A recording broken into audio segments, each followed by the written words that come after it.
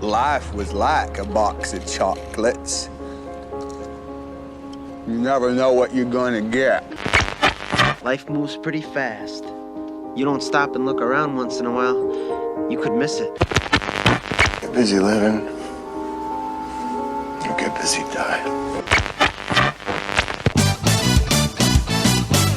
Real Chat Podcast presents the 100 Greatest Movies.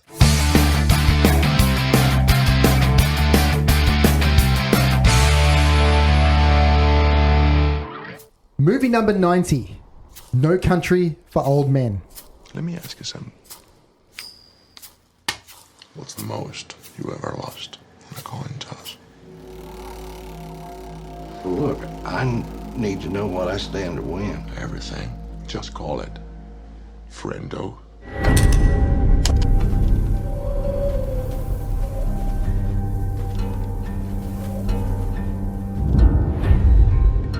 Willin, what's in the satchel?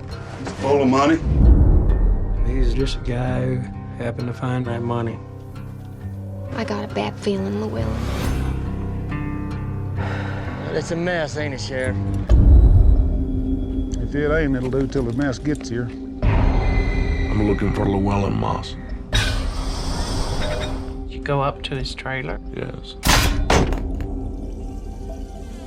Do you want to leave a message? Yes.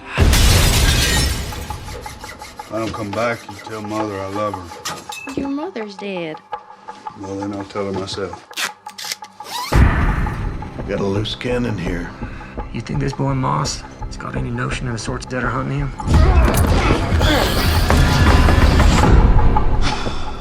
I don't know, he ought to.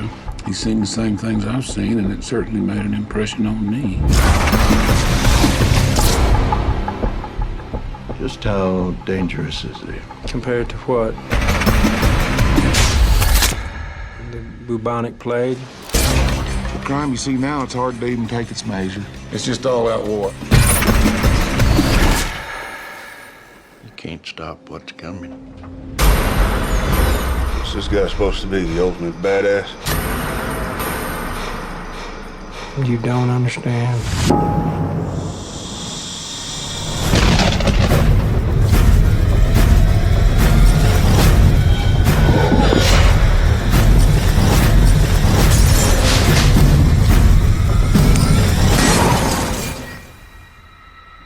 Call it. Call it. Everybody, welcome to episode 75 of the Real Chat Podcast, a podcast that promises cinephiles, whether here or abroad, the real world as we know it. A satchel packed with $2 million in cash. A pressurized canister used to punch holes in deadbolts and skulls. A West Texas stage of flatlands, small towns, and old-fashioned honest folk. These props, places, and people, moulded by the skillful hands of filmmakers Joel and Ethan Coen, float on the surface of a deeper melodrama that has played out since the beginning of time. The battle of good versus evil and the role of fate in shaping the fight. Based on the novel by Cormac McCarthy, 2007's No Country for Old Men is unconventional and in the eyes of many, quite brilliant. My name is Adam Stolfo, and I am joined here, as usual, by Mr. Andrew McCaskill. And right off the bat, Andrew, did you know that this is a milestone Real Chat episode for your good self? This is your 50th appearance on Real Chat. Do I get something for that? I will add in an applause sound effects for you, mate. Gift, some kind of hamper or something? But yeah, 50 episodes, Andrew. Congratulations. Thank you. Thanks for everyone for sticking by me. Mate, there's lots of Andrew McCaskill fans out there, no doubt about that. My mum.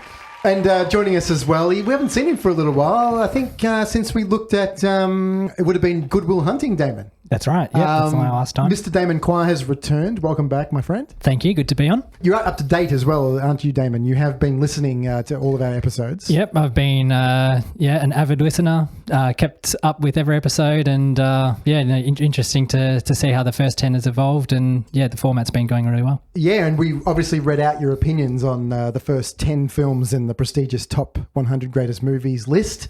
And there were some controversial choices in there, weren't there, mate? Yeah, I suppose so. Well, you knocked 7 of the films out. So, you only left 3, the top 3. Yeah, well, I found the discussion in that podcast quite interesting around how, I think Jesse did the same. I think he kept 3. Yeah, he did.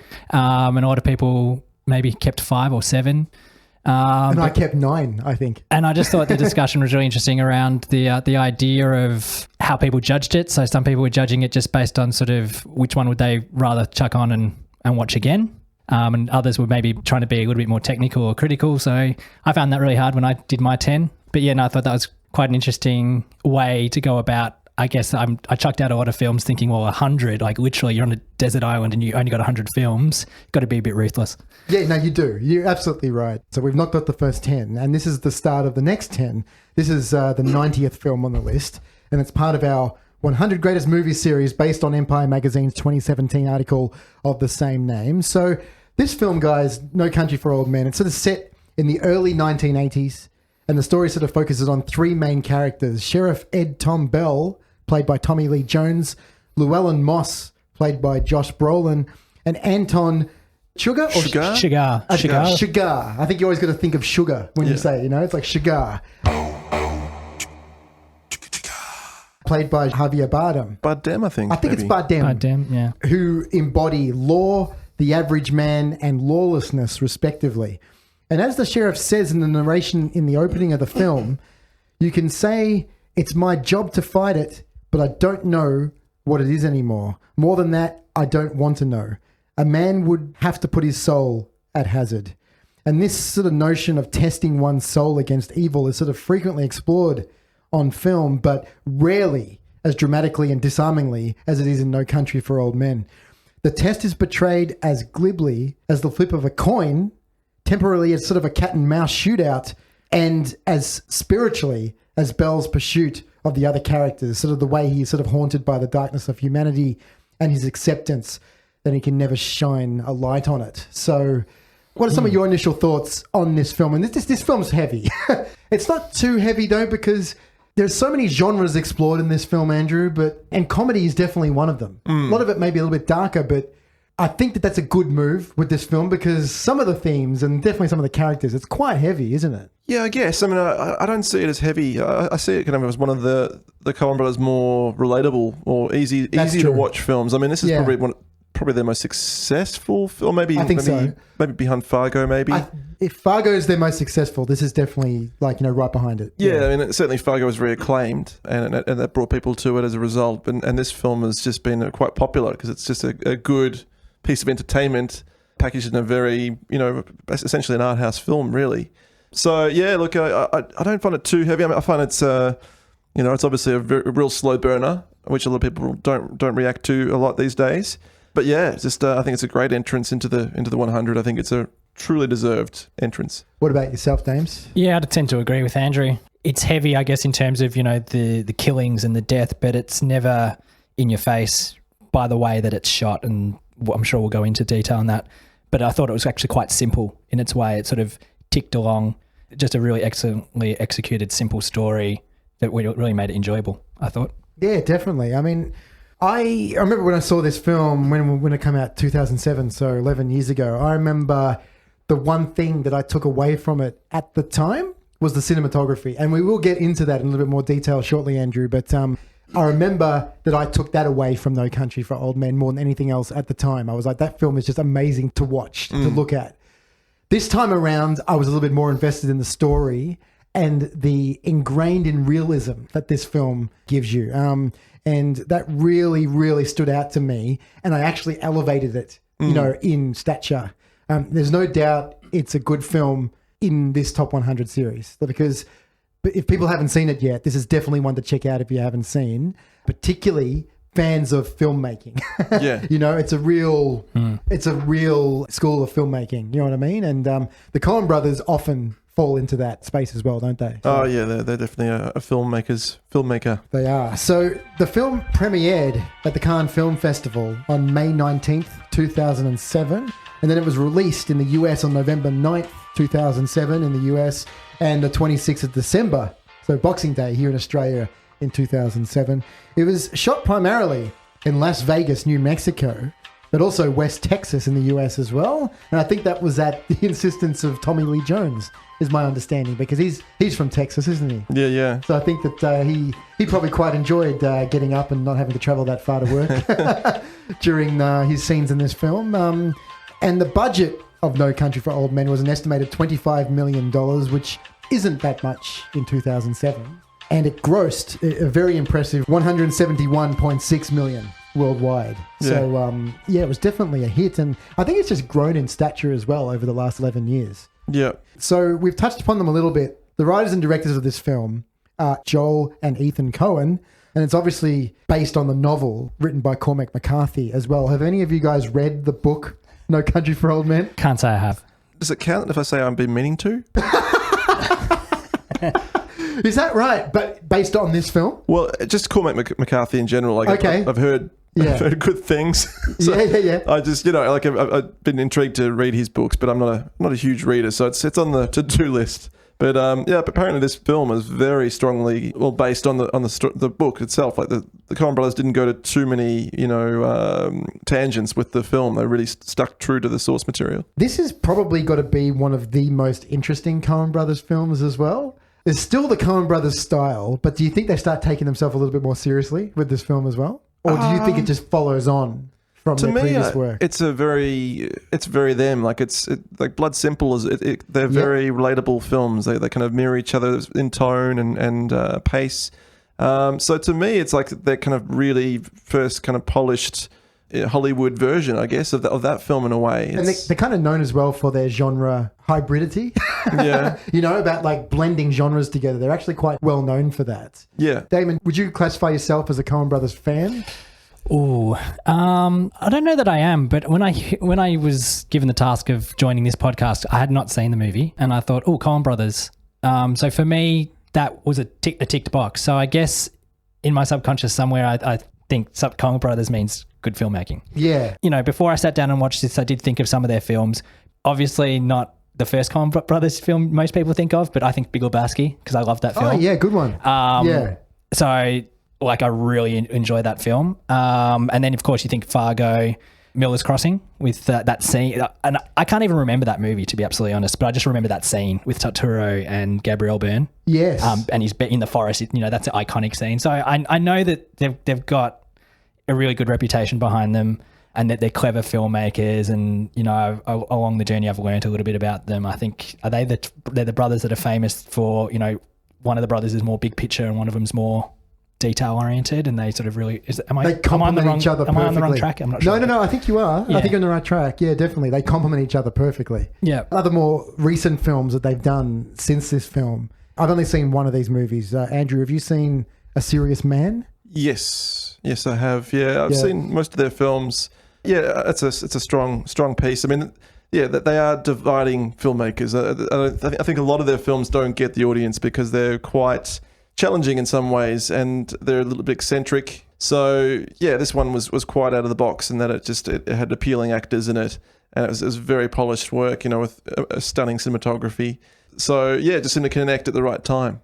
True Grit, the remake. True Grit, yeah, that was a recent one. Yeah, probably not one of their strongest films, that one. I didn't like True Grit. Yeah, just there's something missing in that film. Just, I don't know, they seem to have lost their kind of control, the really minute detail in their films. And Hail Caesar was the one I was trying to think of, which was really disappointing. It's the first film of theirs I've gone, this is a real misfire.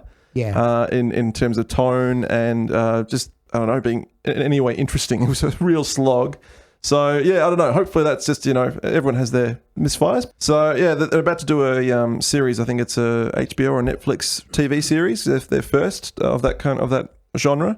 So that should be very interesting. Hopefully they find their. It's funny that they're moving across to TV when we're in the golden age of TV. They're moving out of film. All the talented visionaries seem to be going there because that's where they can actually, their stories can evolve. Definitely. So the brothers, the Coen brothers, sort of write, direct, and produce their films jointly. Although until The Lady Killers in 2004, Joel received sole credit for directing and Ethan for producing. They often alternate top billing for their screenplays while sharing editing credits under the alias Roderick Janes. Yes. Which is interesting. Yeah. They have been nominated for 13 Academy Awards together and individually for 1 award each, winning Best Original Screenplay for Fargo and Best Picture, Best Director, and Best Adapted Screenplay for this film, No Country for Old Men. And we'll talk a little bit more about the awards later. The Coen brothers have written a number of films they did not direct, including the biographical war drama Unbroken in 2014. I haven't seen that film. The historical legal thriller Bridge of Spies from a couple of years ago, 2015. Spielberg, yeah. Yeah, Tom Hanks was in that, wasn't he? And lesser-known commercially unsuccessful comedies such as Crime Wave all the way back in 1985, The Naked Man in 1998, and Gambit in 2012. Ethan is also a writer of short stories, theatre and poetry as well. So apparently, and you get a lot of this in some of the behind-the-scenes stuff on the Blu-ray and DVD for No Country as well. Apparently, they are actually some of the nicest guys in Hollywood to work with. Yeah. Apparently, they are like twins in the sense that they both complement each other. You can talk to them about anything, any problem that you've got in regards to the filmmaking and anything like that. It's one of those circumstances where when you're watching behind the scenes material of this film and you're looking at the cast and the crew talk about them, you know that they're not just pumping them up for promotional purposes. You know what I mean? Like you genuinely feel that these guys are people. Well, yeah, like you know, they just feel like, you know, guys that you would I don't know, see at a record shop or something like that. Yeah. You know, just like just normal guys and no ego, but exceptionally talented. And yeah, they don't, you know, pump their chest about it. They just do their work. They're respected, and everyone, you know, is dying to work with them because it's pretty much guaranteed a high quality film. And then after they finish working with them, they want to work with them again. And that has happened many times. And the team that they have has been with them since almost day one. So producer Scott Rudin bought the film rights to McCarthy's novel and suggested an adaptation to the Coen brothers, who at the time were attempting to adapt the novel To the White Sea by James Dickey. By August 2005, the Coens agreed to write and direct the film, having identified with how it provided a sense of place and how it played with genre conventions. Joel Coen said that the book's unconventional approach was familiar, congenial to us. We're naturally attracted to subverting genre. We liked the fact that the bad guys never really meet the good guys, that McCarthy did not follow through on formula expectations. Probably one of the greatest strengths of this film is that it goes in that direction. That is done brilliantly here. Would you agree? Oh yeah, well, it's haunting. You know, just that these three figures are threatening to collide at any moment, and they just they just ghost each other. It's it just makes the film a lot more haunting, I think. Indeed. Would you agree with that, Damon? Yeah, no, I think that definitely just makes it a lot more interesting, and I don't know, I'm probably becoming a bit predictable here. I've noticed this about myself joining the podcast. It just opens up more for character exploration, and you know, you're sitting with these characters and you're sort of pondering and enjoying. And for me, that's a big tick, because self-reflecting. I think when I look at a movie, I'm really wanting to get invested in the characters and, you know, intrigued. And this is achieved by the fact that it doesn't follow this formula of good guy, bad guy. They meet and off they go. It's almost like a breaking down, like almost existential kind of breaking down of like the sheriff character and the cowboy and, you know, the black-headed villain. You know, like it's just their journeys, their own journey, and then some die, some don't, some survive, some retire. Indeed. You know, it's just there's a lot of density in the film. This film feels like a fly on the wall sort of thing, doesn't it? Yeah. It doesn't feel like you're inside a screenplay to a movie. It feels like you're just witness to a bunch of shit that goes down. Oh, you yeah. know? And it's so refreshing to watch a film that's silent. Like it just sits on these scenes, and it just doesn't rush. And it's, you know, like it's a throwback to the 70s, you know, great 70s filmmaking, where it was just, you know, the use of silence is sometimes so much more powerful than dialogue. Oh, 100%. And this film is a perfect example. And we will get into a lot more about the soundtrack shortly as well, Andrew, and the uniqueness of that. Ethan Coen also explained that the pitiless quality was a hallmark of the book, which has an unforgiving landscape and characters, but is also about finding some kind of beauty without being sentimental. The adaptation was the second of McCarthy's work, following All the Pretty Horses in 2000. A key thing with the screenplay as well, guys, is that in the novel, we find out towards the end that Anton was actually working for someone the whole time who he delivers the money to. The movie doesn't give you any hint of that at all, does it? You don't actually know if he's working for himself or for somebody else. No. It's very understated. It's very understated because I suppose it's not really important, which is sort of in keeping with the tone of the film, of, you know, the journeys that we're following. And it is a little bit sort of cloaked, and it's not really with a lot of what's done in that film. There's breadcrumbs, but there's no like glaring, you know, hey, audience, guess what? This means that we get in most films. It doesn't stop for you at all. Just keeps going. And yeah, like it's almost unimportant. I really enjoy this film, which I came in optimistic. I only watched it yesterday, as I was telling you before the podcast. So I literally, this time yesterday, I had never seen the film. It's been on my list. So I sat down and I watched it, and, you know, I had my clipboard out, which is a bit of my process, and I sort of wrote down like a couple of things with the opening sequence because I really liked the opening with Tommy Lee Jones and the voiceover and the sweeping landscapes. And then I'm like, oh shit, I just got to put this down and just watch the film. It just didn't work for me. I just had to watch it. But the screenplay and the script in particular was really good in terms of what Andrew said before, the silence, and we didn't need a lot of dialogue. But when there was dialogue, it was purposeful. It was suspenseful. It was interesting. They had there was a bit of black comedy in there, but it was, you know, the dialogue, there was no filler discussion, and there was no dialogue in the film that was, you know, exposition where two characters were talking to like explain something we needed to know or anything like that. So I thought it was very, very tight, excellent script. And the school teacher coming out of me here, it was what we call in teaching the show don't tell, which is obviously that visual and some audio, like, you know, the beep, beep, beep of the... how good was and that all those scene? type of things. I love that scene. But all the things as a teacher that I'm telling my kids when they're doing writing, it's like, don't tell me anything in your story, show it to me. That's what a good piece is. Yeah. And this had it in spades. Yeah, that's very well summed up, actually. The Coen brothers love they love a certain accent or where someone comes from or a turn of phrase. Like they love the playfulness of that, and you know the Texan way of expressing themselves and just the little kind of peculiar ways that they say things is just beautifully done. When they speak, it's just very insightful to the characters. Finally, Andrew, we've got there a film shot by the man himself, Mr. Roger Deakins. Yeah. Who we just spoke about in our last episode when we looked at the Oscars briefly. Yeah. For finally winning an Academy Award for Blade Runner 2049. As I said, one of my major takeaways the first time I saw this film over 10 years ago was the cinematography.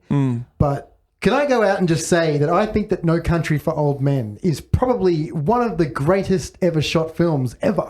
Cheapest. Yeah. It just, every single shot in this film is outstanding. Yeah. There's no lulls in quality. He is a genius, this man. And that very rarely happens to me in film. You know what I mean? And this time around, I got to get into the story of the film a lot more. I did watch it on Blu-ray as well, which is an amazing experience. Yeah, this truly is a Blu-ray worthy film. This sums up the format. Yeah, definitely. What are your thoughts on Roger Deakins and his work here? What an incredible artist he is, and he's finally getting the acclaim that he so deserves. But it's all in the little details and just the little clever choices as well. Like you've got these epic sweeping shots of the Texan hills and vistas, but you know, great sequences. Like, I mean, the incredible night shoot when he goes back to get water to the dying drug cartel guy, and the light coming from the hill. Oh yeah. And you know that's such an amazing. You just believe it when you watch it. But that was created by huge lights, about like 12, 18K lights were rigged up behind the hill just so it would, you know, basically replicate sunrise or dawn. And just the challenge of that is incredible, and you don't even notice it. You know, you just believe it. Little things like that, and then there's great scenes like he's in the hotel room and he's just listening out at the door, and Shigar is turning the lights off, and he turns his light off, and it's just the one lamp in the room. It's just lighting the drama. Just so powerful and so ballsy for a film, essentially a Hollywood film, to do those things and get away with it. What did you think, Damon, on a visual perspective, this film? Were you impressed as me and Andrew were? I was. And, I'm a layman. Sitting on the couch and watch a film, I'm not really tech savvy, but it was just obvious. You're watching this going, oh, this is beautiful. And I was noticing shots, but not it's almost it's a no-no to notice shots in a movie. But this was more, I knew I was reviewing it. So I was watching and I'm like, oh, gee, look at that shot and look at that shot. But there was no shots that I was going, look at that shot, that's interesting. I wonder why it's there. It was more like, that's a really good shot. Oh, that's a good shot. And I know why it's there. Or that conveyed something to me. Or that just built the suspense. Like, there was shots from the hip. There was a shot, I think, at one stage from the, looking at the vent at the top. So the camera was up high. The camera moved in part. It was obviously using all different techniques, but you could tell it was meticulously, purposefully selected or edited together. I think that's his great skill. I mean, that's probably why he's taken so long to get a bloody Oscar, is because it's all for the film. It's all for the story, and you're totally engrossed in the film. Obviously you say there's some breathtaking shots in there, but when you're watching the film, you're just totally invested in it, and you know it's working over you. And then it's only afterwards when you're away from the film, you just think how stunningly photographed that film was and how meticulous it is. Yeah, it really is something else. Like, I mean, very rarely do I praise a film's visual style as much as I'm praising this film right now. I just think that it really needs to be brought up. And I really think that people who haven't seen this film, like, if you just want a feast for the eyes, like this film from start to finish. And some of the great compositions, like the when he approaches, you see the glass in the door, and you just see Shigar approach, you see silhouette, and it just kind of plays with the texture of the glass and the wall. It just makes it so much more menacing. Oh yeah, it's brilliant. Or the reflection of him sitting at the couch at the TV screen, just the incredible shots you just never see. Just never perspectives. I really like that shot. I like the repetition of that shot when Tommy Lee Jones. Yeah, and he got the same reflection in that TV. Oh yeah, it's good. That's Again, they're all ghosting each other. These characters, they're going through the same spaces, but at slightly different times. That leeways nicely into the cast, Andrew, because did you know that with the three main characters in the film, Mossbell and Shigar. I can't say this properly. I've got to get used to it. Yeah. The end of that. Do not actually share any screen time together in this film at all. It's amazing. They didn't work together. That is incredible. Isn't it? Crazy. You never notice that. So let's start off. I'm actually, this might be somewhat controversial, particularly by some people in Hollywood. But I'm changing the order because Tommy Lee Jones gets first billing in this film, right? But I'm changing it to where I think the order should be, personally, okay? Josh Brolin plays Llewellyn Moss, okay? I'm a big fan of him. Yeah. I think he's great. Same. Not just from The Goonies, either. One of my favourite films from that era. Yeah, he's fantastic in this role. Like, apparently casting this role wasn't easy. Yeah. They realised that they had to look for someone with these particular qualities. It's quite stunning, you know what I mean? And we'll talk a little bit about how they handle his departure from the film as well, because that a lot of people have an issue with that. One of the most controversial things about the film. This ignited his career again. He wasn't really around for years. I mean, everyone knew him as the guy from the Goonies. He was in The Wilderness a bit. American Gangster, really good in that film. Oh, fantastic! Really good in that. He's just got such a presence about him. Like he was so evil in that film, and in this one, he's just really quite just a gentle performance. Like he's got that presence, but he doesn't have to do that much. You're with him, and he's just got that country way about him, where it's just like a couple of words does it, or even a couple of moans. And he's just. He's in bed lying there thinking about should he go and help that guy. It's like, all right. And that's it. Yeah. And you're like, you idiot. But he's definitely, I agree, top build if you were going to rebuild it. And I think that fly in the wall comment we made earlier, I think the exception here because of his performance, you do get invested in his character where you are following him. And I felt when I was watching at least, I was going on his journey.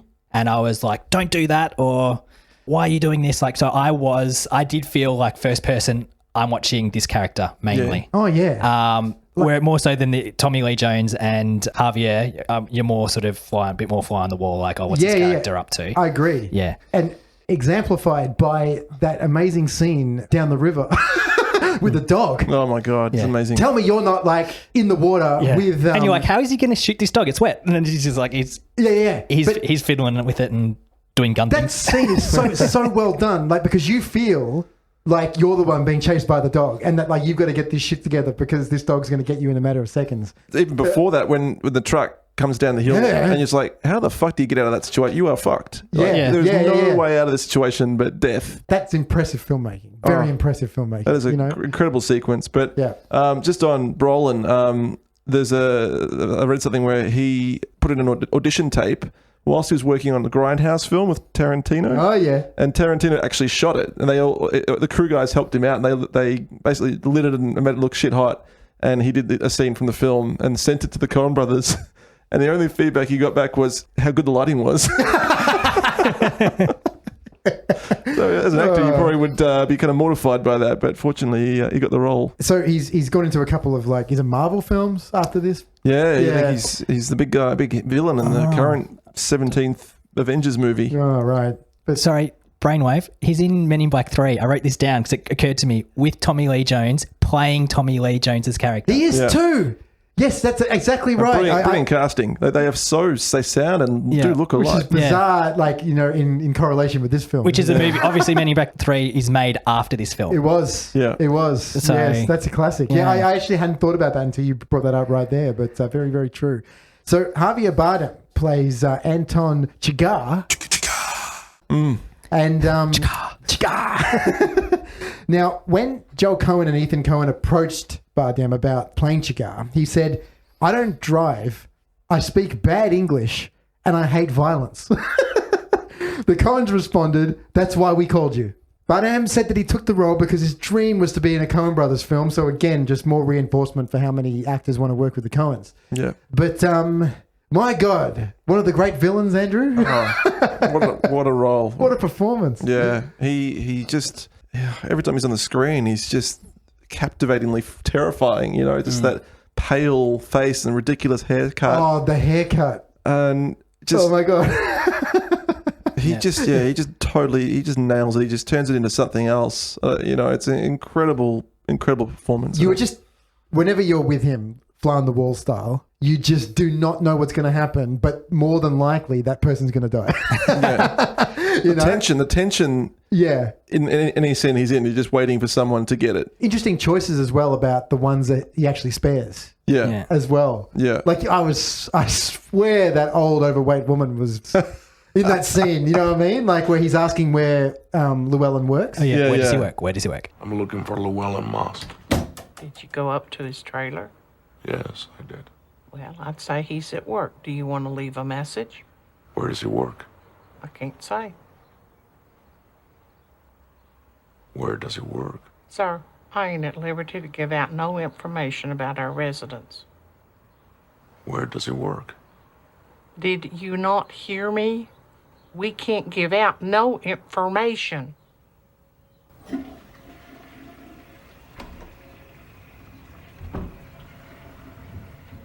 Yeah, I love that scene. Like the tension. But The toilet flush. How many people have been saved by a flushing toilet in the movie? Day. Yeah. Oh, that's heads a or great tails. scene. Yeah, incredible. And you're probably like, I can't be bothered. Yeah. 2 bodies, not too many. Like, yeah. But yeah, like in the scope of villains as well, over time, like he's got to be up there now. Oh, for sure. This film's old enough now, and it has some sort of legacy. Yeah. Right. He's got to be up there with the great villains. He's menacing. Yeah. But without being actively menacing. He's just him, like, and that's what he's created. He's created this character that's just very settled. He's very unsettling. Yeah. But he's never unsettled. And he's always calm. And I didn't find there was a lot of emotional range in him, but he wasn't emotionless. Like, it was just nuanced. It was really good. Not to mention his iconic weapon as well. Like, he's, to an extent, he's almost like a Terminator-esque sort of character, isn't he? Oh, yeah, definitely. Walking around with a weapon. And a Hispanic Terminator. Indeed. Just quickly on the haircut as well, Andrew, just you touched upon it before. Joel and Ethan Coen used a photo of a brothel patron taken in 1979 for Anton Chigurh's hairstyle. When he first saw his new haircut, Bardem said, "Oh no, now I won't get laid for the next 2 months." Yeah, well, I mean, that's the thing. Like, it's such a subtle period film. Like, you could pull it off as a current film almost. There's like little subtle things like the hairstyle and the fashion and the cars, but again, it's kind of got a retro quality to it. So I didn't realize really it was set in 1980 until later. But that haircut certainly makes sense now. So sorry, Tommy. But Tommy Lee Jones, I've bumped down to number 3. Even though he gets top billing in the film, he plays Ed Tom Bell. I understand the importance of the 3 main characters in this film. The main problem I had with Tommy Lee Jones is I often couldn't understand the man. Yeah, there's moments there. I had a bit of, just occasionally. Yeah. Didn't take away from the film that much for me overall. Yeah. But I did have trouble understanding the accent. Bit of a mumbler in this one. No. That wasn't the case, Damon? I didn't actively notice that, no. Okay. It didn't bother me. Yeah, just occasionally I didn't really understand what he was saying and I missed a line of dialogue as a result. But it didn't really hurt the film. But how do you guys think that Tommy Lee does in this film? Yeah, well, he's kind of plays an observer, really, doesn't he? Like, he doesn't really impact the film in any way. He's kind of an old man who's, thinking about his future and his past and weighing up the world. And so it's very much the voiceover, or the narrator almost of the film. I love Tommy Lee Jones. Yeah? I didn't know that, actually. You're a big fan. Oh, yeah. He's great in everything. And I think he's getting better and better and getting more interesting roles the older he gets. And he just, he looks good in a hat. He just sells the sheriff's hat. He just belongs out there. He belongs. It's not the only time he's played a sheriff, is it? As well. So. No. I think he's probably a bit typecast, isn't he? A little bit. Yeah, probably needs to take it off. Yeah. But I think it suits him, which is... Oh, without a doubt. Definitely. Yeah. Would you agree, Damon? Do you think he was good in the film? Yeah, no, I think he was really good. I think he balanced or anchored us as an audience. Like, obviously we're following this chase, the hunted and the hunter, and then we've got the law, and we're sort of... I think you're absolutely right. He's third in line, and he's a more minor story, but it's I guess it's also for that sort of that deeper reflection of what's going on. Is the world going to hell? He's pure. He's the pure heart of the film. The old days were better, like this new 1980 era, and then that whole idea of, well, no, it's always been terrible. Like your uncle got shot in the doorway and all this type of stuff. His character's seen things that, the most horrible things in the world over the course of his life. You know what I mean? And you get the feeling it's at the arse end of his career, I suppose. Yeah. And he's embroiled in this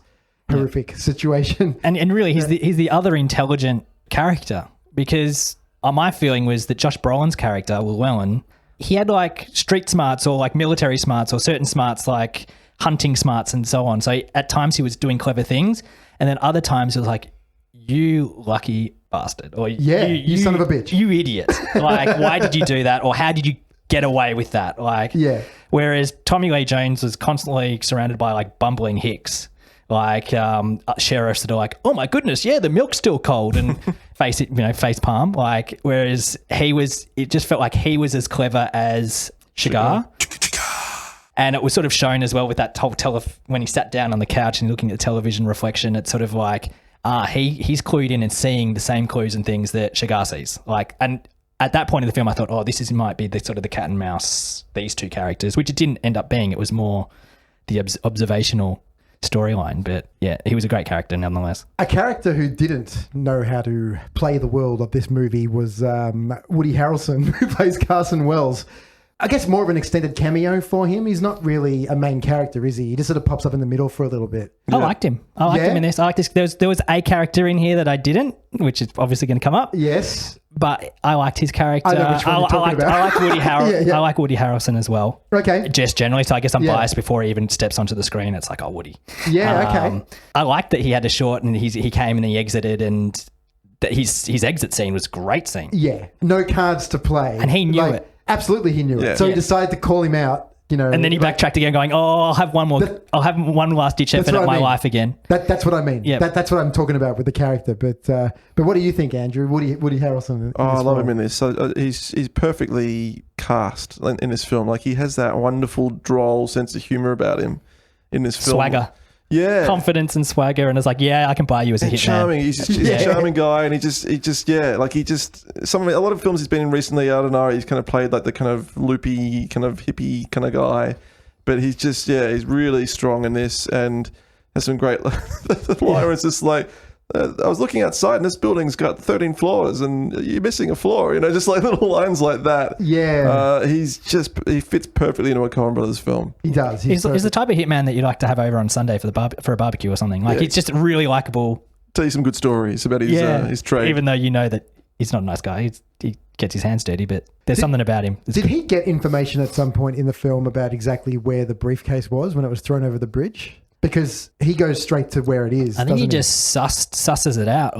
Where could you possibly have put it in that short time frame? I think that's what I assumed. Yeah, he was just clever enough. Retraced his steps. Yeah, and go, what would I do? And then so he's walking on, going, maybe I'd pitch it up over that. Just one of the many unanswered things that I was a little bit curious about, whether or not it was something that I'd missed, or whether or not it was intentionally meant to be ambiguous. But how tight is the script? Yeah, he's obviously a professional. He can track him. He can find him. He's sitting next to him in the hospital bed, and it makes you think Oh, the only reason Shigar's not here is because he's got to patch his leg up, and he's been wounded. Yeah. Otherwise, this movie's over. Like, you're a dead man. Like, Yeah, that's right. it's really clever. Kelly MacDonald plays Carla Jean Moss in the film. She's actually really a pleasant woman in the interviews and stuff on the Blu-ray and DVD. She's Scottish. Scottish, yeah. So her accent in this film was really good. Phenomenal. Yeah. She's really good and perfect. Yeah. Thoughts on her, Kelly MacDonald? Yeah, I didn't buy into her. Okay. I didn't like Why it. was that? No, it was just, for me, it was like, oh, that's Kelly MacDonald. Like, it brought me out of the movie.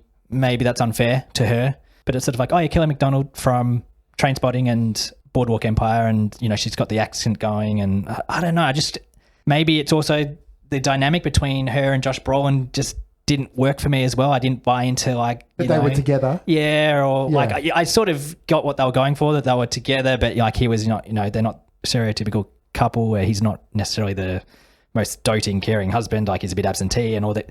I understood, and I'm like, yeah, okay, fair enough, but I didn't get invested in it or buy into it. Just her character, every time she was on the screen, it's like, oh yeah, here we go. It's Kelly MacDonald again. I don't know why, but... Yeah, okay. No, fair point. Well, it's not a very meaty role, is it? She's almost basically the element to save in the film. Llewellyn's, you know, reasons for keeping on going. He's got to get back to her, and I think she does a serviceable job. And as you mentioned with the accent, I mean, yeah, incredible.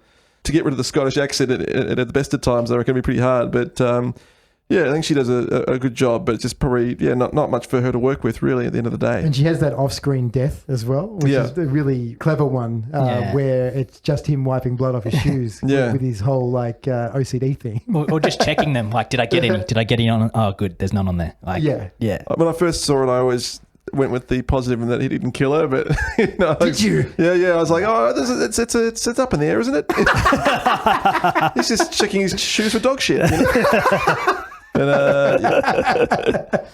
But, Were there any members of the supporting cast that you guys wanted to bring up at this stage? That well, I mean, yeah, without going too long, just the small roles, like they cast so well. They just look like normal folk that they've got into this film. And I looked, and they're all actors, but they play it so naturally. They just look, you know, like the fat lady at the reception. I mean, she's brilliant. The hotel clerk, the grumpy old woman who's just like, you know, but it's got 2 beds. You know, it's just like they're just mundane conversations that happen in life that the Coen brothers are so clever at bringing into the drama and the tension of the narrative. Not to mention the old store clerk in the famous scene in the film. Oh, that's famous. He's great. You know, He's like, great. His performance actually was really, like, when you think about it, that's an iconic scene. I'd imagine everyone remembers this one scene. Oh, yeah. And they go, oh, how good was, you know, Javier Bardem's performance. But the performance of that petrol station owner. Oh, yeah. It's so and good. Just he evolves through that scene. Like, he's confused, and then he's cluing in, and he's really, really good. What's the most you ever lost on a coin toss? Sir?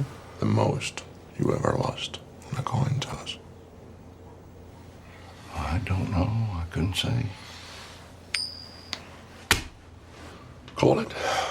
Call it. Yes. For what? Just call it. Well, we need to know what we're calling it for here. You need to call it. I can't call it for you. Well, it wouldn't be fair. I didn't put nothing up. Yes, you did. You've been putting it up your whole life. You just didn't know it. You know what date is on this coin? No. 1958.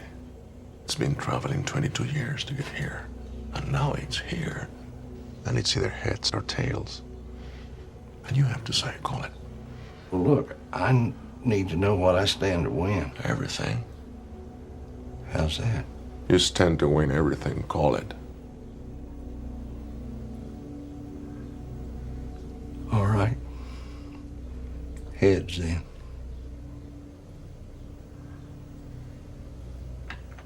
Well done.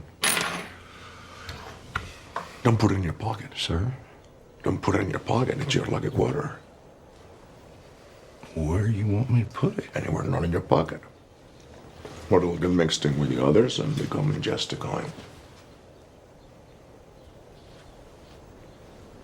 Which it is. But yeah, you're right. All the minor characters, even the chicken farmer, Oh yeah. He was a really good character. He was just so real. You're totally engrossed in what this guy's story was. He's like, it's planned to go to airstrip up here, or you could do this, and he was just a really nice guy. He was such a nice guy. Even just some of the throwaway Mexicans. Yeah. Like the one in the shower in particular. Yeah. Like, like how naturalistic does that scene look because of that guy's performance? And the guy in the clothes shop, it's just like, you ever get anyone in here with no clothes on? It's like, no, sir, it's unusual. It's so straight. It's so droll. You can actually believe it happening. Indeed. And I really liked the woman with the beers.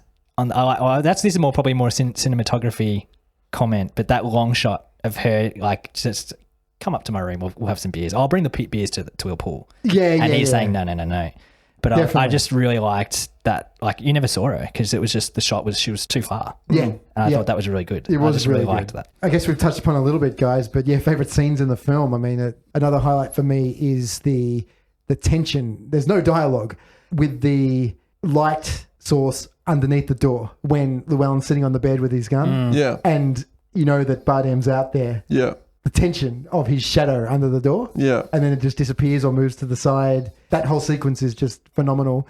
As another scene without dialogue, Damon, the scene that you brought up before with the tracker, the sound design in the tracker when he's in the car trying to find the right motel room. And also in that phenomenal. scene with the light under the door, that's really, because it's faint. Yeah. So faint. It's incredible stuff. But there's a lot in this film. Even like in that scene, you could hear the unscrewing of the light bulb. The subtlest sound of him taking the light bulb out before shooting through. So, any other standout scenes, guys? Or you've hit mine. My favorite scene is the confrontation, or the sequence, really, not the scene, is with the light. The taking the light off, and then he's jumping out the window, and then that whole sequence. Which, again, maybe I'm becoming predictable. I'm noticing about myself. I like turning points or climax moments of film. For me, that was my favorite. But obviously the gas station scene is up there. I also, maybe it's my fandom for Woody Harrelson. I really liked the, probably as a runner-up honourable mention, that the Carson Wells scene where his demise. Yeah. But I think the strength of this film is that it does have an iconic scene, I suppose, with the gas station, but really it's such a good film that you don't need a favorite scene. Like, it's just from start to finish, there's just lots of goodies all the way through.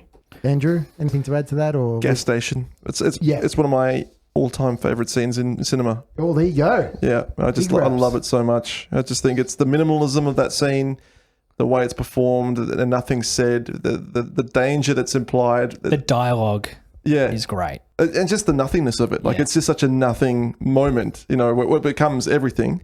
But just like the chitter chatter of a country gas station. The cashews, whatever he's eating. That just added to that scene. He's eating his the cashews. The wrapper, that's one of my favorite shots. Like, it's so slowly open.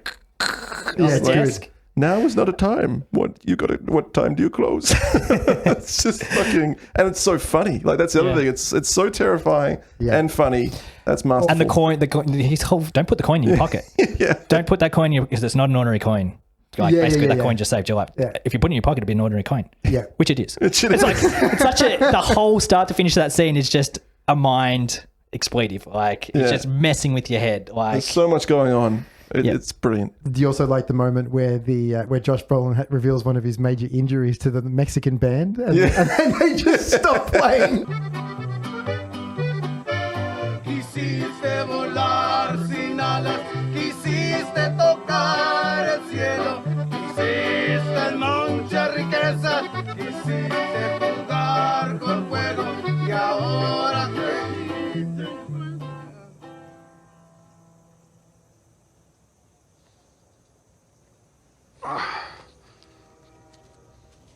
Médico, por favor. Just a real great moment at that time. Yeah, a bit of humour. The reaction from them all is priceless. Can't get enough of that. Critic Rob Mackey of The Guardian, on the many genres he believed are reflected in the film. So tell me if you guys agree with this.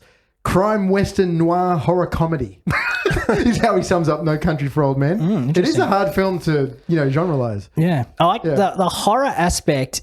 I actually thought about this because I hate horror movies. I'm out and out, which I know that you can't blanket a whole genre, but I think that I don't want to sit down and be scared, or like, you know, you want to sit down and enjoy something.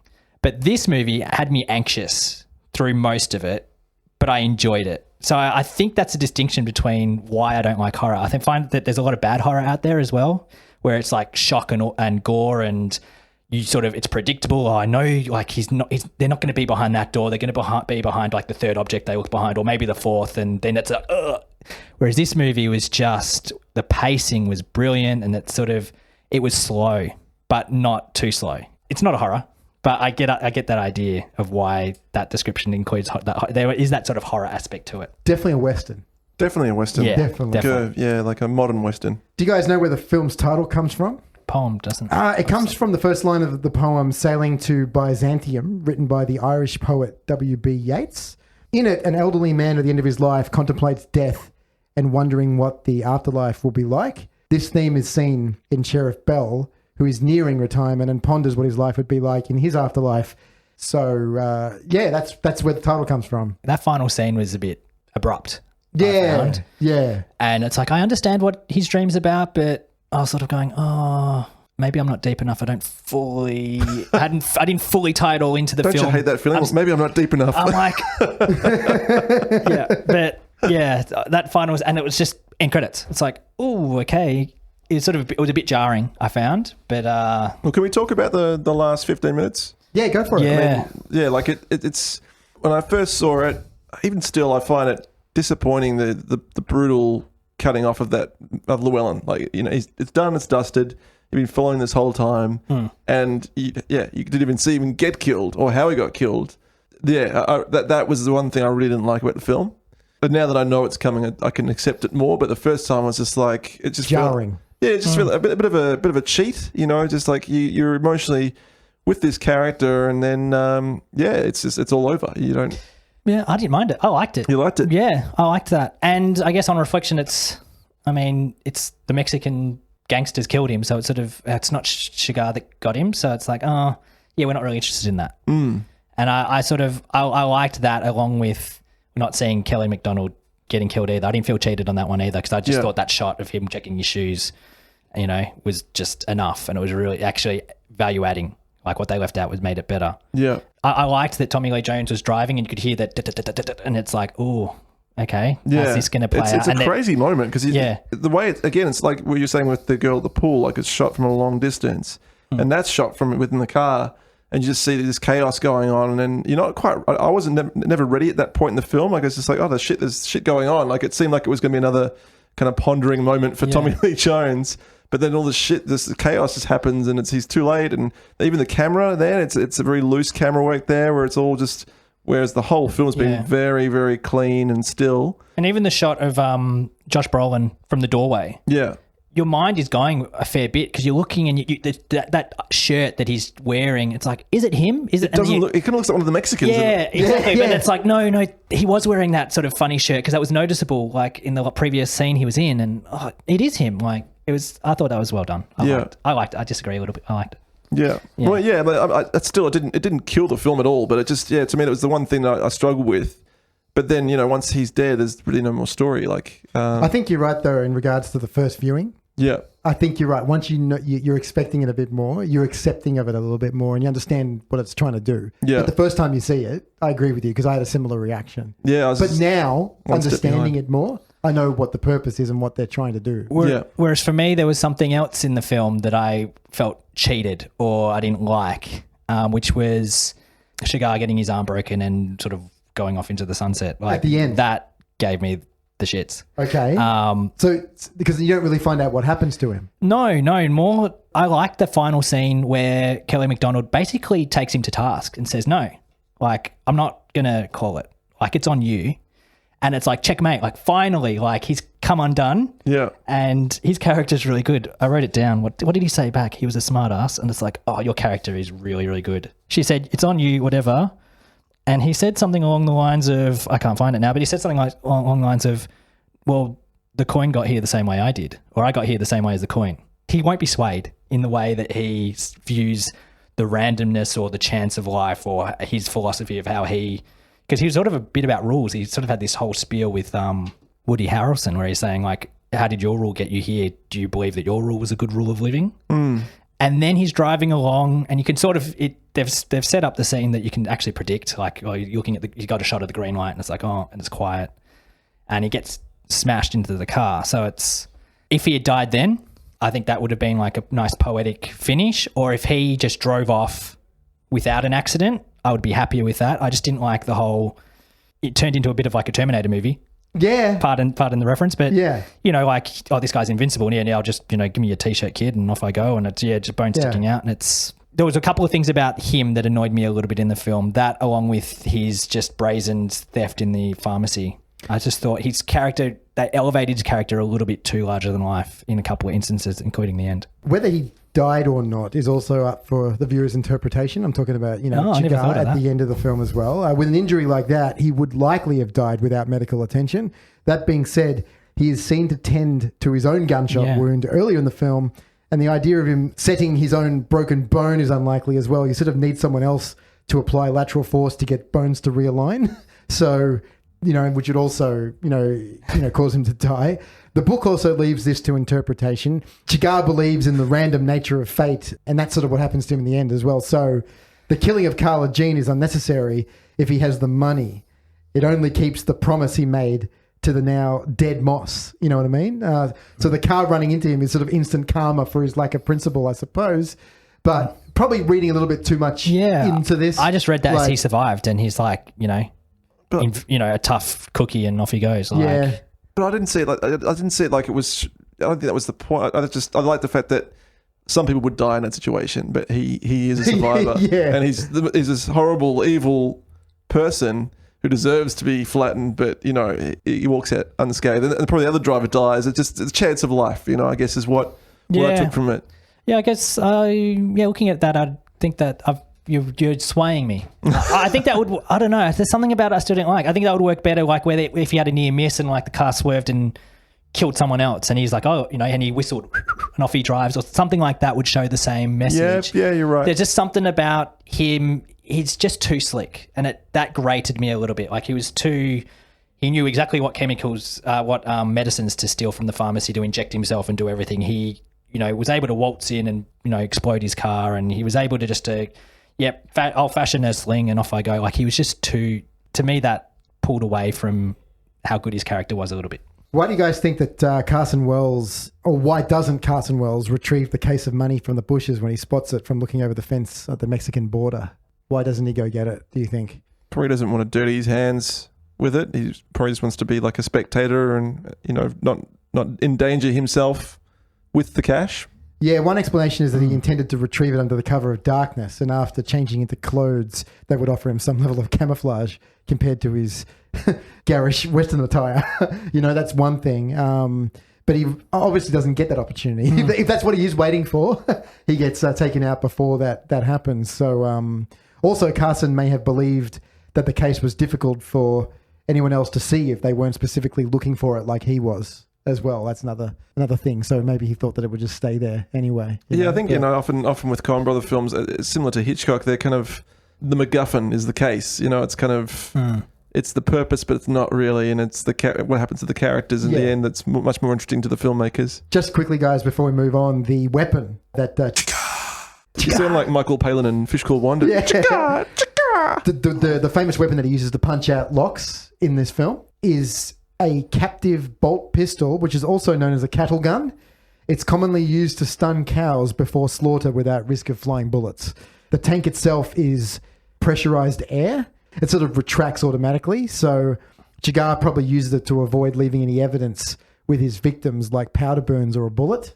And Sheriff Bell makes a reference to this device in his first conversation with Carla Jean Moss, but does not appear to consciously connect the dots. No, I'm replaying the movie in my head going, oh, maybe he didn't connect the dots. Whereas I thought maybe I just gave his character too much credit that he had sussed out that that's what's going on. Yeah. I read it the other way, that when he's talking to, my mind wandered. He's wandering back to the case, that he's already sussed out that this is what this guy's using. Yeah. Yeah. There's a bit of trivia here, guys, from No Country for Old Men. In the novel, Sheriff Bell says of the dope dealers, here a while back in San Antonio, they shot and killed a federal judge. Cormac McCarthy set the story in 1980. In 1979, federal judge John Howland Wood was shot and killed in San Antonio by Texas freelancer contractor killer Charles Harrelson, father of actor Woody Harrelson. Isn't that amazing? Isn't that amazing? Did you know that, Damon? No, I had no idea. There you go. He played Carson Wells, obviously. So, yeah, that's quite incredible. His dad's a contract killer. Yes. Jesus Christ. What does your dad do? Indeed. Fuck. And I'm just an actor. That's right. That'd be a great film. Yeah. Great story. Indeed. The son of a contract killer. Yeah. An unforeseen expense for the film was the makeup department buying expensive fake blood at $800 a gallon. Joel Coen realized why they were spending so much when it came to film the scene where Llewellyn stumbles across the aftermath of the shootout with lots of extras lying dead in the dust. Ordinary fake blood, made with sugar, would have meant the extras would have been crawling with bugs and ants, while the insects had no interest in the expensive stuff. So that's why the percentage of this film's budget went to fake blood. Plus, they got to do all the blood trails. Oh, yeah. Stacks of them. So much blood in this film. Despite receiving top billing, Tommy Lee Jones has the least amount of screen time out of the three main characters, which is why I changed the order earlier. A very tight production. The Coens only shot 250,000 feet of film. Most productions shoot about 700,000. You know what I mean? So yeah, but they storyboard meticulously. They do everything is storyboard, so they're really pre-planned. The case that held the money in this film was also the same case that was used for the same purpose in Fargo. Just a little touch or connection to their previous work there. This is the first Oscar-winning film to be edited using Final Cut Pro, Andrew. There you go. We all use that. Just crazy to think it's the first one. Yeah. Ever. The major Hollywood picture. And the editing should be acknowledged. The editing in this film is phenomenal. Yes. So good. In April 2010, Paramount was forced to pay Tommy Lee Jones a $15 million bonus when an arbitrator found the studio's lawyers had made an error drafting Jones's deal to appear in this film. $15 million bonus. Whoops. And the budget of the film was 25 or something. So there you go. Big whoops. The credited editor for the film, we were talking about the editing, Andrew, Roderick Janes, is a pseudonym for Joel Coen and Ethan Coen, who have co-edited, co-directed, and co-written all of their movies since Blood Simple. New York Magazine reported that they devised the pseudonym when membership rules would not allow two co-credited editors on the same film. James was nominated for an Oscar for editing Fargo and No Country for Old Men, but he has never won one. Joel Coen told New York Magazine that if James had won the Oscar, the Academy would have allowed the award presenter to accept the award on his behalf. Yeah, that's awesome. There you go. I hope that happens. Indeed. Josh Brolin broke his shoulder in a motorcycle accident 2 days after winning the part in this film. In an interview with Now magazine, he reported thinking as he flew over the car that hit him, "Fucking shit, I really wanted to work with the Coens." His injury turned out to be a non-issue since his character is shot in the shoulder very early in this film, and he just essentially went along with that. Yeah. So, yep. I love those backstories. The things that you think about when you're facing death. That's it. When Moss is lying hurt on the floor after crossing the Mexican border, a mariachi group starts singing to him, which we spoke about before. What they say in English is, "You wanted to fly without wings. You wanted to touch the sky. You wanted too much wealth. You wanted to play with fire." Probably a reference to the story of this film. Yeah. You know? It's nice though, isn't it? Similarities. It's nice. I like it. Do you guys want to have a guess at all about what the body count in this film is? It's not something that jumps to mind, but have a guess because there is a body count. A bunch at the start, a few in a motel, a few more. Throw a number at me. 11? Oh, yeah, 15, 15, 20. 15. You're close, Damon. 22 people die in this film, and Chigar kills 14 of those 22. Yeah. So he's the... I guess, all the incidental little people along the way. Minor characters, not little people. In regards to the DVD, Blu-ray or Ultra HD releases of No Country for Old Men, there was the 2008 DVD and Blu-ray. Damon's got the DVD here with us today. The video quality of No Country for Old Men stands on the highest rung of the home video ladder. Color vibrancy, black level, resolution and contrast are all reference quality. So, yeah, this is a treat for formats like Blu-ray. Hopefully this film comes out on the Ultra HD 4K format one day, Andrew, because I think it can only help it, the more resolution you got. I don't know what that is. Well, But I don't think many of us have 4K TVs yet. I hear it's good. Yes. The bigger it is, the better it is. That's right. But There's only 3 extras on this disc, working with the Coens, reflections of cast and crew, about 8 minutes long. The Making of No Country for Old Men, about 25 minutes, a pretty good making of doco. And Diary of a Country Sheriff, about 7 minutes, which sort of covers Sheriff Bell from sort of several angles. Fans of the Coen brothers hoping for a commentary track will be disappointed. It's not surprising that the featurettes are somewhat lacking, with only 4 short months between the film's debut in theaters and the release on Blu-ray and DVD. But a 3-disc special edition was released on DVD and Blu-ray on April 7, 2009 in the US and the UK, but not here. So we don't get this release, which includes over 5 hours of new bonus features, although it still lacks deleted scenes and audio commentary. So the key things that pull extras fans in, I suppose, it's not really there. There's a bunch of new documentaries, essentially, and I guess it's the one to get if you really are a big fan of this film. Damon, do you know if No Country for Old Men is on any of the streaming services? Yes, it's not. Yeah, because you were looking for it, weren't you? I was hunting for it because I thought, it used to be though. They come and go. I think it was on. Oh, it doesn't matter which one it's on. It's not there anymore. But it's not on any of those. I ended up Google playing it, which is another format that I'd never really heard of. And my wife Nicole said, "Oh no, we'll jump on this." And yeah, so I got to see it in its glorious HD. Nice. So yeah, it's the way to be seen, definitely. So from this discussion, I'm glad I didn't put the DVD copy I've got here in, which I got my hands on as well. Good choice, James. Good choice. This section will be nice and short. The music, Andrew, to No Country for Old Men. Can we all just not talk for a second? Because that's pretty much it. I know. Yeah, Carter Burwell did the score. There's apparently only 16 minutes of music in this movie. Yeah. Most of it an ominous tone of sorts. That's right. Except for a bit of an end credit suite of music. Which, drums and...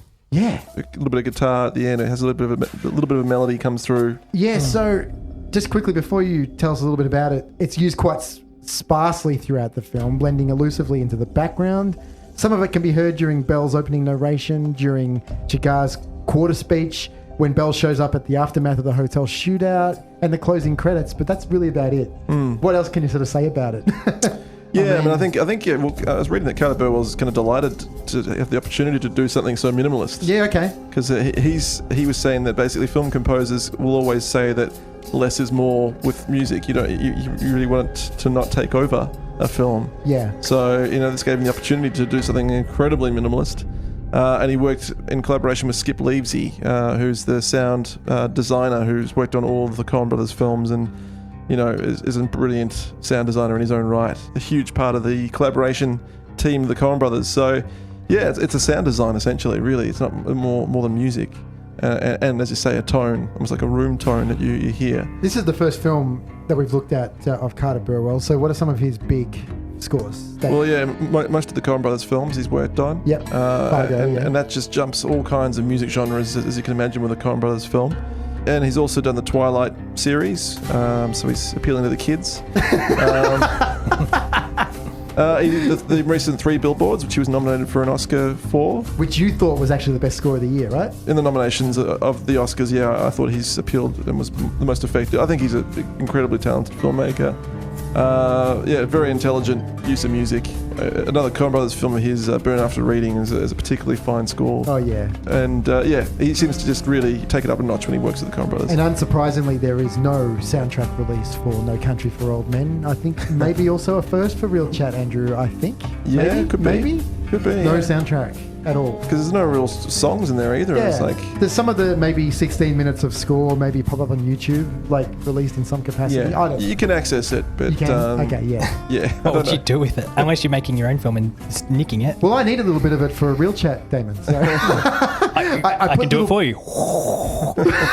I'll just grab that snippet and just put it over the top. That's right. There are no alternate versions or deleted scenes for No Country for Old Men, none that we know about, Andrew. So let's move on. Sequel, prequel, remake, reboot, or leave it alone? Leave Andrew. it the fuck alone, I'd say. I mean, you couldn't touch this film. It's unique. It's not designed for anything. It's not designed for a franchise. Well, you could, as you're talking about the end with Shigar, you could have a side film, with his bone protruding out of his arm and the adventures he gets up to, but...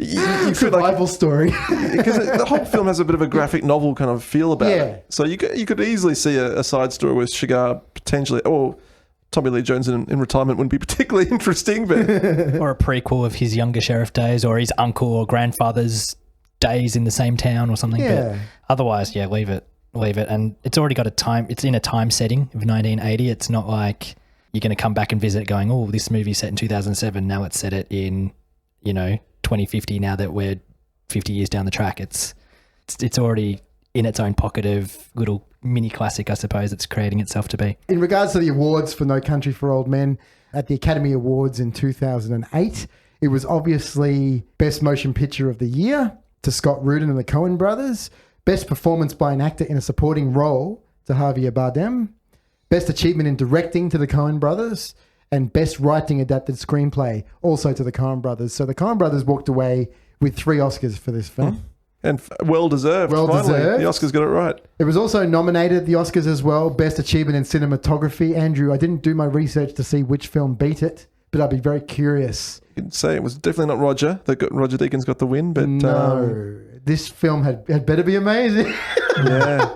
Because otherwise it's stiff, I think. Best Achievement in Film Editing to the Coens or Roderick Janes. Yes. As well. Best Achievement in Sound Mixing and Best Achievement in Sound Editing. So a number of nominations there as well. It's actually the second film in history to share the Best Director Oscar between 2 directors. The first was actually between Jerome Robbins and Robert Wise for West Side Story all the way back in 1961. Right. There you go. The reason why this is so rare is because the Academy normally has strict rules against nominating more than one person per film as director in order to prevent actors and producers from claiming directorial credits. And the Academy can also make an exception when the co-directors are an established duo, such as this as well. Yeah. So, and the Golden Globes, it won Best Performance by an Actor in a Supporting Role in a Motion Picture to Javier Bardem and Best Screenplay to the Coens, and nominated for Best Motion Picture Drama and Best Director to the Coens as well. And strangely, Real Chat's favourite Damon the Satins comes up here. Bit of a stretch, you'd think. I don't think it fits into the Academy of Science Fiction, Fantasy and Horror Films in any capacity. Not even remotely. So it's almost like the Satins wanted to get a part of this film, No Country for Old Men. It won Best Supporting Actor to Javier Bardem, and it was nominated for Best Action Adventure Thriller Film and Best Writing to the Coens. So bit of a stretch there. We don't normally like to pay out the Satins too much on Real Chat games, but yeah, probably a little bit inappropriate there, I think. Yeah. There's not even a scene or a snippet or a poster in the background or anything that's remotely... They just really like the film. Yeah, obviously, yeah. The Rotten Tomatoes website certifies No Country for Old Men fresh with a score of 93%, 260 positive and only 19 negative. And something else I'm going to bring up here for the first time on the show, guys, is the Rotten Tomatoes audience score, because I've never brought that up on the show previously. Has an audience score of 86%. And an average rating of 4 out of 5 from the audience. And IMDb as well, anything over 8 is exceptional on IMDb, 8.1 out of 10. So the top 100, guys, does this deserve to be there? And is number 90 a fitting position for it? Andrew? It should be much further down. Okay. There's no question about it. I mean, yeah, this is probably one of a couple of the first films that we've looked at that it truly belongs in a greatest 100 list. And many other Coen brothers films belong in there as well. So yeah, I'd say for me it would be going into the probably the 50s area. Oh, nice. So yeah, very high. Yeah, you had it in very high. Oh, it's a great film. Yeah, Damon, thoughts? Oh, this is tough. I feel like I need to watch it again and digest it more. But I'd say yes, it's in. I'm just thinking of you've got me overthinking the 10 that I put forward for the 90 to 100 listing, and I'm thinking where would it fit in there? So look, it's. I know I'm ruthless, but yeah, no, it'd be in the top 100. I don't know that I'd be putting it too much different to maybe where it is. Okay. But yeah, I'd sneak it into the 100. Yeah. Hopefully there's not 99 or 100 other films that I like better, but yeah. I agree with you 100%, Damon. Not only do I think it deserves to be in the top 100, I also think that where it's positioned is about accurate. So, I'm for it, 100%. So let's finish it off with the traditional 5-star review system. Mr. McCaskill? Yes, I'm going to give this bang 5 stars. Oh, 5 stars. No question. No need to scratch my head on that one. Yeah. To me, it's like if Alfred Hitchcock was still alive, this would pretty much be the type of film he would make. And we all know how much of a big Hitchcock fan you are as well. So. Yeah, massive fan. And there's so many Hitchcockian kind of scenes in this that just remind you of, the great master and the use of sound and image to create tension. So... yeah, right up my alley, this kind of film. And yeah, masterpiece, 5 stars. Highly recommended. Oh, yes. Nice. Damon. Yeah, I can see that connection. I'm a huge fan as well, so I can see that connection with Hitchcock. But you got me second guessing myself here. I probably came away thinking, going, oh geez, how am I going to rate this? Guts, Damon, guts. My guts could go around like 4.5. Okay, yep. Ish. Maybe 4.25. I don't know. Because you got to separate the technical from like the overall. So it's such a well-crafted movie, and it's like Andrew's saying, the visual storytelling, just the craftsmanship of it, the pacing, it's just brilliant. For me, I'm a very characters person, and so for me, like what I was saying about Shigar earlier, that drops marks off it for me. Same with even Llewellyn's character. I found he was too dumb. Like, he was clever, but you know, certain things like taking the water back, or how long it took him to work out that there was a transponder in the case. Like, he's sitting there at bed at night and going, oh no, they couldn't have. And then he sits up and he works it out. Like, there were certain aspects to me that, I don't know, I guess I'm being really judgy and picky. So maybe after this discussion, I'm just going to go 4.5, which throws him into all sorts of controversy, because like Stand By Me, I said was a 4. I like that movie better than this, but this is 4.5. Go figure. I'll go 4.5. Yeah. No, go with the guts. I always do. You know, definitely. So what makes No Country for Old Men so unconventional? Several factors, but the main reason is no final showdown in the classic sense. The lack of conventional resolution led to undue criticism from those who did not understand the story. Part of the film's appeal and genius lies in the way it dispenses with tying up the loose ends of conflict and resolution as deftly as it sets them up. If nothing else, No Country for Old Men is simply a depiction of a life or lives lived passably. A story swept forward by the ticking clock of Father Time. Everything that occurs in the 2-hour running time of the film is standard, and the film feels less of a thriller at points and more of a fly-on-the-wall view of people's lives. Average Texas folk and how the aftermath of a violent crime consumes their average lives. No single aspect of this movie's filmmaking is less than extraordinary. Whether the Oscar-caliber acting from the three primaries, the mesmerizing direction of Joel and Ethan Coen, the Texas locations, the period setting and costumes, the fantastic dialogue, the reserved use of music, the well-staged action, or Roger Deakins' outstanding cinematography. Let me repeat that. Outstanding cinematography. The film comes together like few before it to create a singular achievement in movie making that ascends to a level of excellence often attempted but rarely seen. Javier Bardem's Anton acts as an ungovernable force of nature, sweeping through this entire picture. A background sideshow carrying the narrative along, and a linchpin tying the plot together. In a sense, while we are drawn to keep watching by Chigar's rapid bursts of organised chaos, we are also locked into the main question of the film: how does the average man deal with a situation so far beyond him? It's not a perfect film, but it's exceptionally good, and I'm just going to give it 4.5 stars as well, Damon, and highly recommend it.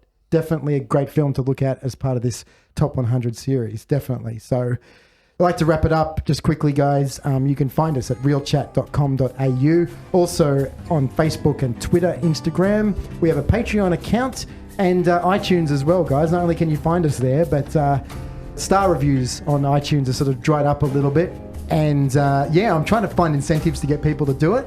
A lot of people don't listen to us on iTunes. There are lots of other ways to find us these days. We're on a lot of different services. A lot of people simply go through Apple Podcasts. And why wouldn't you? It's the easiest way to find us.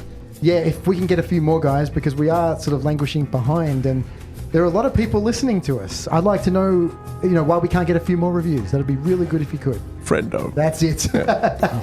But and I want to hear more. I want to hear more from the Americans, because the Americans are listening to us in large numbers at the moment. And we are giving high praise to your films, guys.